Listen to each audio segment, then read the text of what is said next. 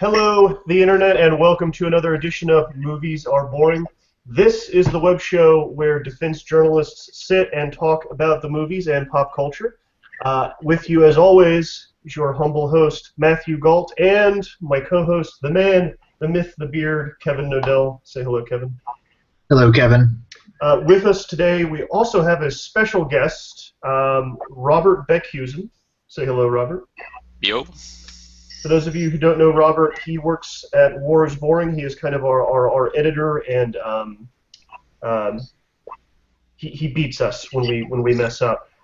Today we're going to be talking about the 2007 film Elite Squad, or Elite Troop, or Tropa de Elite, which is a Brazilian movie from 2007 that is directed by, and I apologize everyone, I'm going to butcher these names, Jose Padilla, who most recently directed the reboot of RoboCop, which was actually kind of a lot of fun. I enjoyed it. But this is kind of the movie that I would say kind of set him apart and made him famous. Elite Squad. Kevin, what are your kind of thoughts initially on the film? Wow, what a violent movie.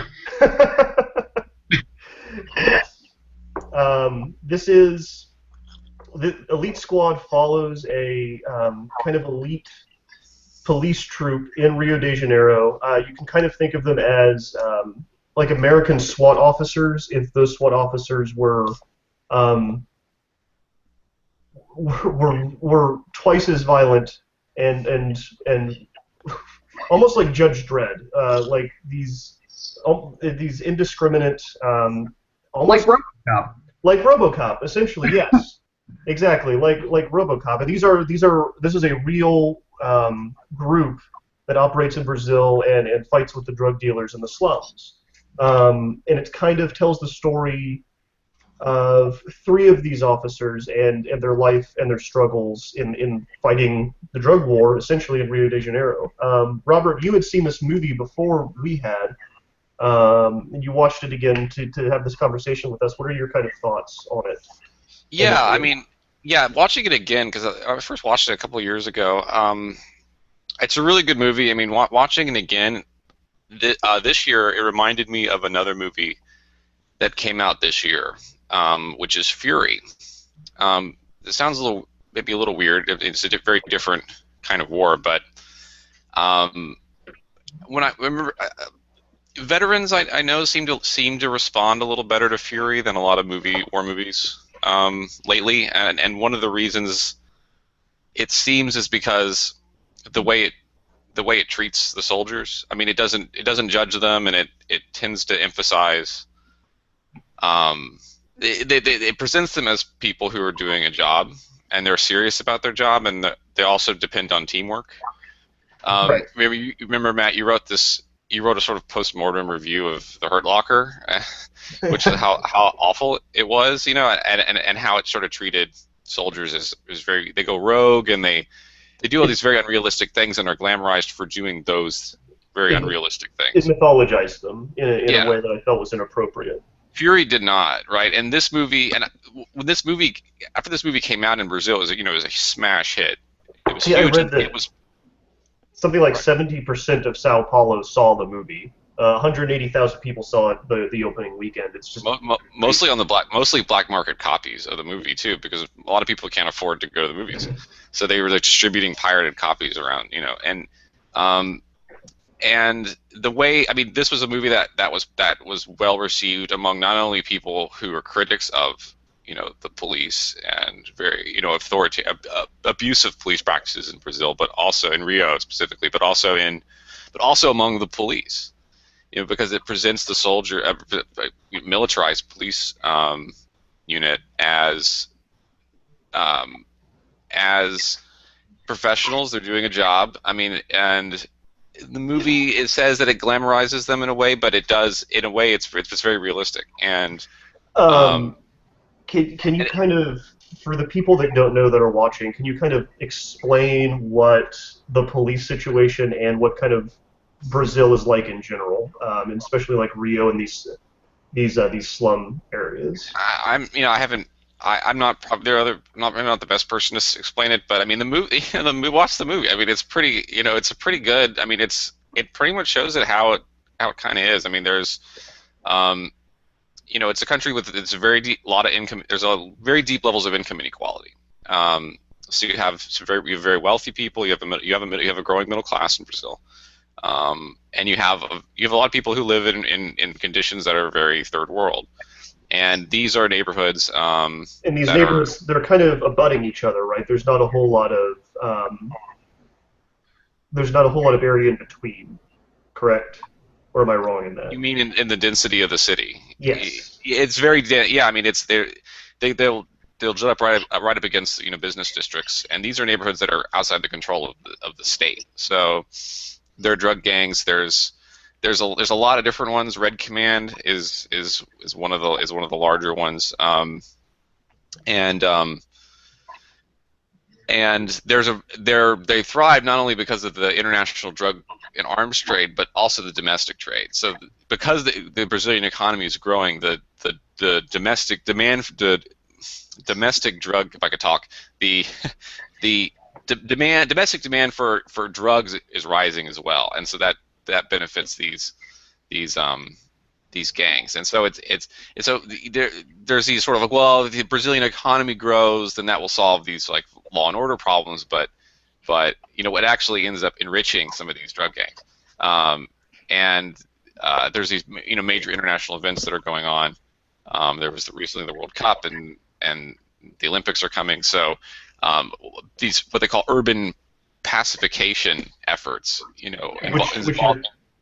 which we saw a lot of in the film. You saw a lot of these urban pacification movements. The movie it basically tells a story of one of these pacification operations to clear one of the slums because the Pope wants to visit, and so they have to go in and it's incredibly violent, this operation, which Kevin, you found disturbing or interesting, the level of violence in the movie?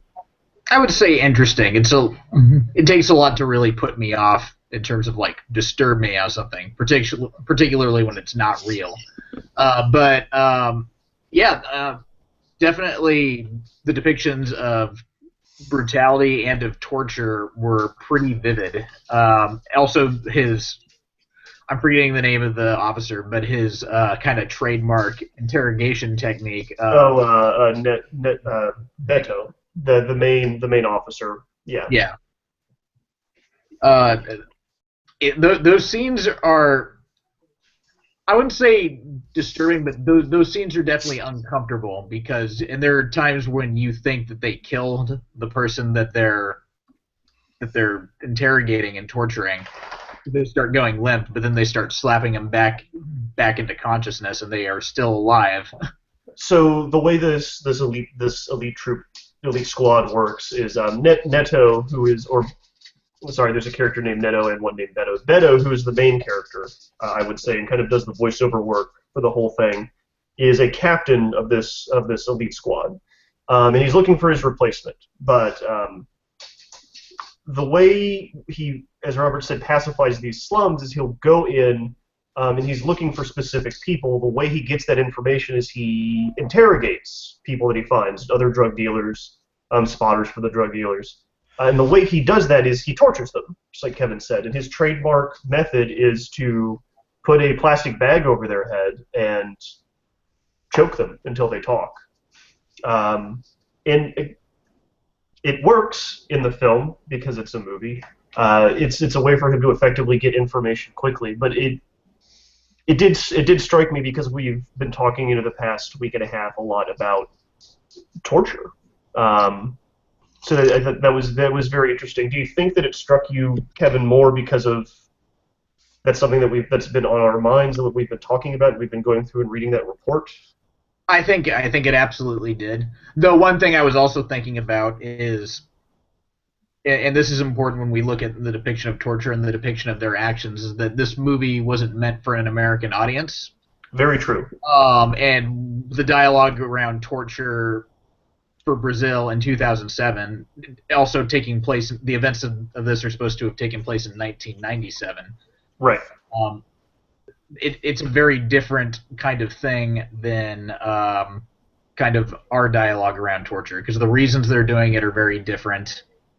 And I mean, maybe some of the methods are very similar, but this is a very different kind of thing. And one thing I was actually reading about was this movie has been criticized for glorifying torture, yet a lot of people in Brazil still really responded to it, and really liked this character. And there were some people who didn't understand why that might be. And there was some sociologist, I don't remember her name, who suggested that in the midst of a police force that was very lazy and corrupt and didn't seem to be doing anything, his methods, though maybe overzealous, the fact that he cared enough to do these things made him a hero in his own sort of way.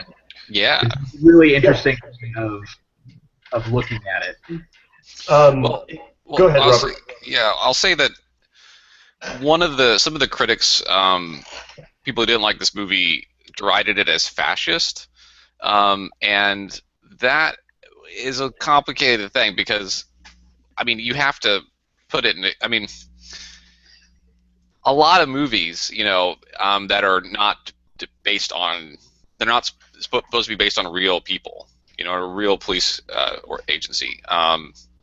But this superhero movies, for instance. I mean, those are kind of similar. And you mentioned Judge Dredd and RoboCop. Dirty Harry is another one, right? Because Dirty Harry, and that movie was derided as fascist because the law it's 1970s America. There's a lot of crime.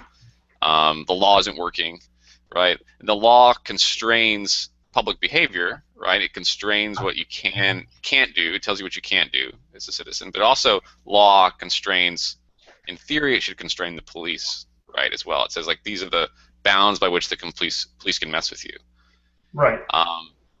And Dirty Harry is well, I'm representative of the law, but I'm not going to follow normal police procedure to deal with criminals. And Judge Dredd, right, is a kind of a character who does this. He is the law, but it's sort of he can determine what is illegal and what is not.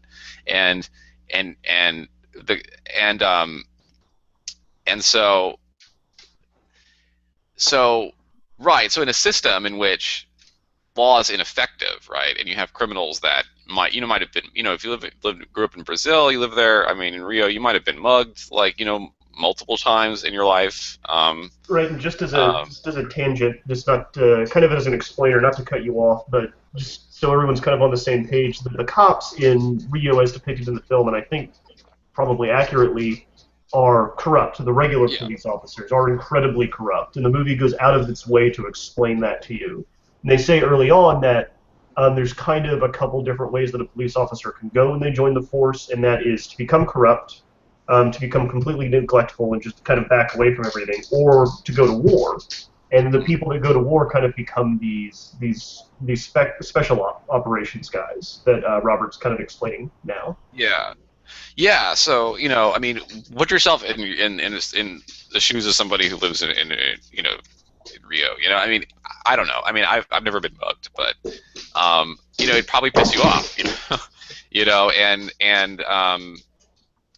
So yes, you have to. That I can see why people would respond like that. At the same time, you can't ignore Brazil's history. I mean, it has an authoritarian history. And when people say fascism, I think that's what they're, or fascistic, or I think that's what they're kind of referencing, because fascism was Brazil's not fascist. I wouldn't call them the police fascist, but one of the elements of totalitarian regimes, right, is that they tend to not be fans of consistent rule. They do not support consistent rule of law, right? It's not like this is the law, you must do it. Is that the law kind of becomes very blurry because the law is a hindrance on the abilities of the state to control every aspect of your life, right? People need to be the more authoritarian the regime, the more the controlling of every aspect of your life, right? You want to keep people feeling that at any moment, the state could swoop in and take them for any Right. crime. So everything could be potentially be illegal.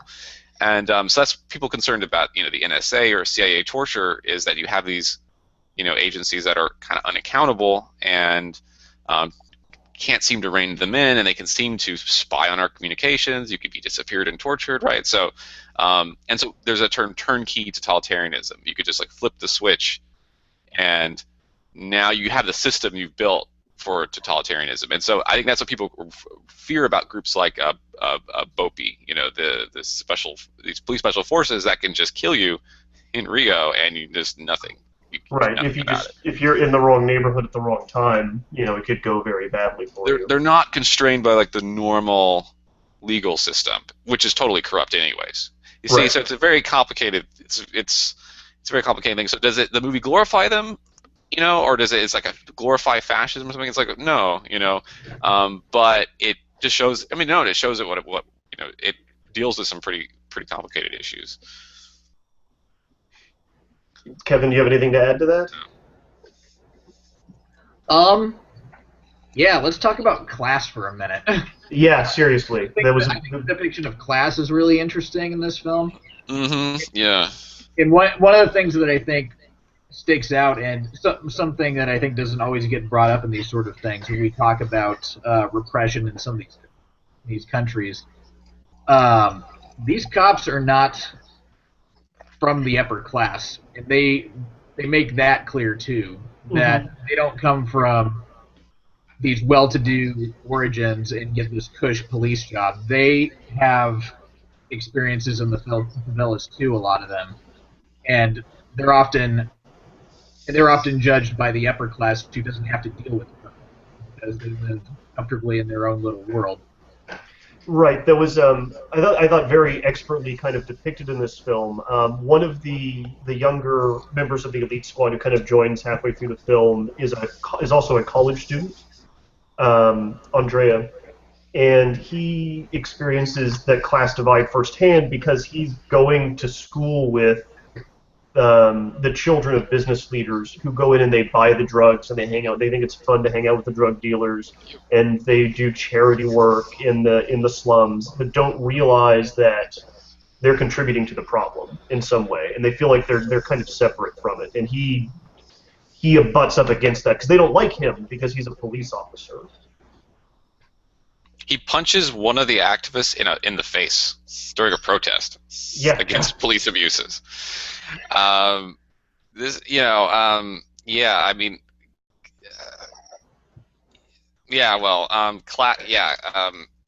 there. I mean, again, like you can't.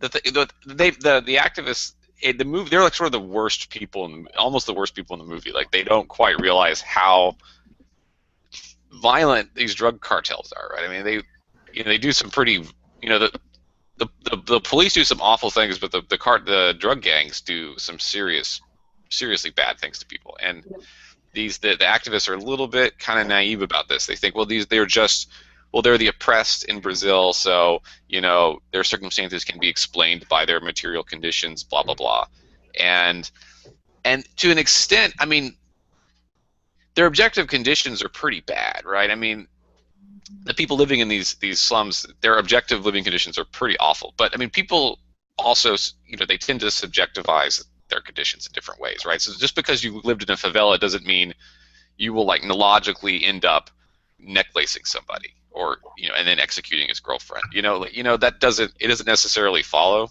that will happen. Or lighting someone on fire when they're tied up. Right, like people. That's not like. Is that the inevitable consequence of growing up in the slum? It's like people can make decisions. I mean, that's I think it. But the BOPI, they're go in and pacify the slum. When they leave, that things are just going to return back to normal. So they're not. They're being presented as I think some people could read them as a solution to these problems. They're not going to be. I mean, the problem is really. I mean. The fact that inequality is so severe in Brazil, the fact that these slums exist, not many people give a shit about them. About these people living there. There's a lot more to do. Has a lot to do with that this problem's going to keep going. I don't have any big solutions, but I mean, the idea that so there's this very you can go easily swing over to like an authoritarian sort of endorsement of we'll just send the police in to just crack skulls and that will solve the problem. And then they leave and and things will just return to normal. And I kind of didn't read this movie that way, and I think it's presented as a war film, like a weird matter-of-fact war film. They've even got the trope of the training of the new recruits and breaking them down for the boba, and it looks like a military. It looks they're going through an extreme form of basic training. The captain says that even the Israeli army doesn't work their new recruits as hard as we do. So I don't know. It all felt very matter of fact to me. I didn't feel like they were glorifying these men, and because the main character is not made of stone. They show the psychological effect that this work has on him. He's not just running around killing people indiscriminately and then sleeping pleasantly at night. He has to take pills. He shakes. He sweats. He fights with his wife. He's not Batman. Yeah, and there was one part of the movie that really stood out to me, which was it was in the middle class and upper class students were in the classroom at the university, and they were talking about Foucault or some postmodern philosopher, and they were saying, well, us middle class people are, who are the enemy? It's the police. And it says, well, they oppress the poor. Well, us middle class people are oppressed too by the police because they pulled a gun on me, while I was in the slum. She didn't mention that she was going to go buy drugs, but these police officers are members of the working class, or they're from the poor. So, and then they're being called the oppressors by people who have they're a lot more privileged than they are, and a lot more higher up on the social hierarchy, and so in a way that's like it's very self-serving, right? Of these middle and upper class kind of student intellectuals to present themselves as, we're really like have solidarity with the poor and so forth. But it's in a way it ends up kind of reinforcing their position, on top of the system, which maintains the system. Sorry, Kevin, what do you think of all of that? I agree. I actually agree 100% with that. I think that's one of the more interesting aspects of this movie. And I think that's also why that probably contributes to why it was as much of a hit in Brazil as it was, that it was willing to tackle that issue, and why maybe even some of the poor in the country were able to get behind some of these characters because they have more in common with them than with those students. Do you think it's popular to hate on the middle class? Oh yeah. Yeah. Yeah, definitely. I mean, it seems that way. I mean, just there's just on if you just go just being on Twitter or something like that. That's I've heard that there's one of the sort of central fears of the modern age is the fear that somebody's doing something like better than you, like whatever you're doing at any moment, like drinking coffee better or making their coffee better or something like that. And so there's this whole industry kind of online of writers who like write pieces about the latest trend and lumber sexuals or just just all any kind of that took a turn. Yeah, it's like people who dress like it's like I think hipsters who dress like lumberjacks. I think is the. No, I know what it is. I'm just surprised it came up. Yeah, I'm in Austin. I see them around town, but but there's a sense of it that it's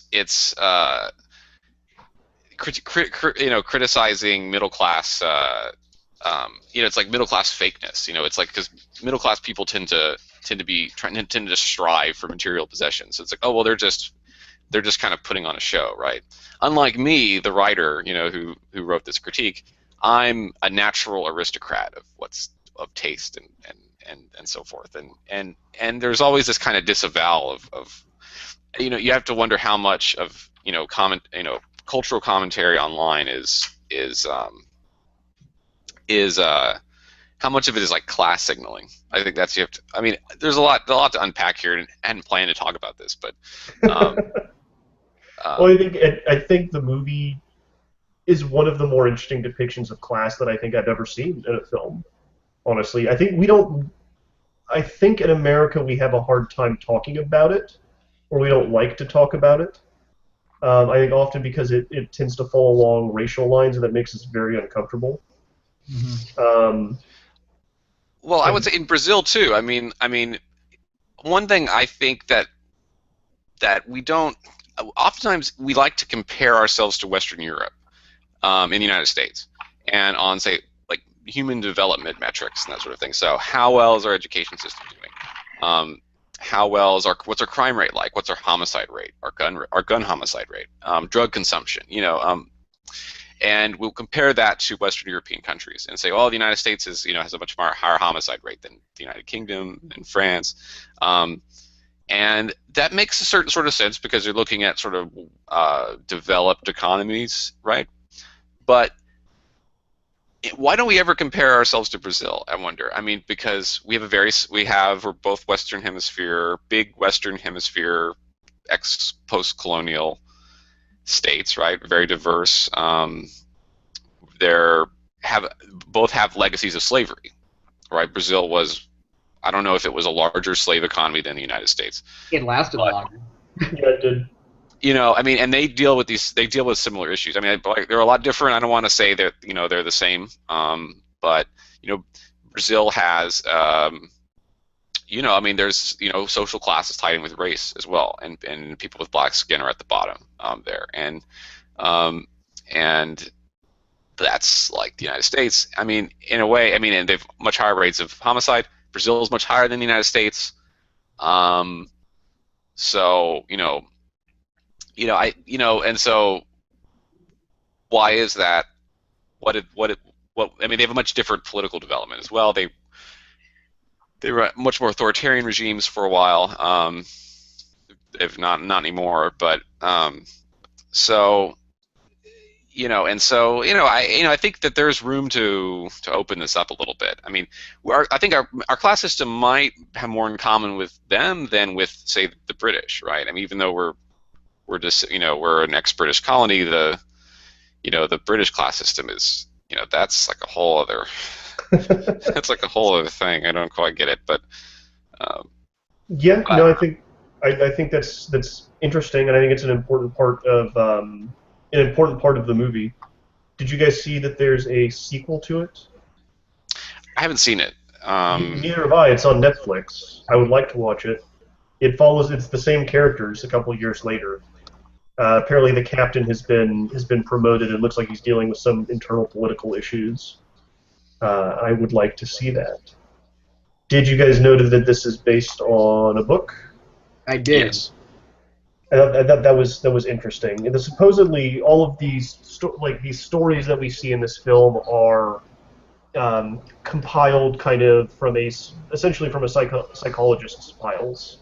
They even say that at the beginning of the film, and that they burned the files later. Now, whether or not any of that's true, I don't know, but it certainly makes for an interesting story. Does anyone have anything they'd like to say here at the end? Kevin, you have anything else you'd like to talk about? Not really. No, you think we covered it? It's a really good movie. I mean, it's like it's like a war movie involving police. It's like a police militarization. If you want to see that, like on the whatever take it to an extreme, then this movie is. I was definitely thinking that as I was watching this. This is police militarization. This is kind of what it looks like next. And I think on that kind of reaffirms your point that maybe America has more in common with the countries that are in its hemisphere than we like to think.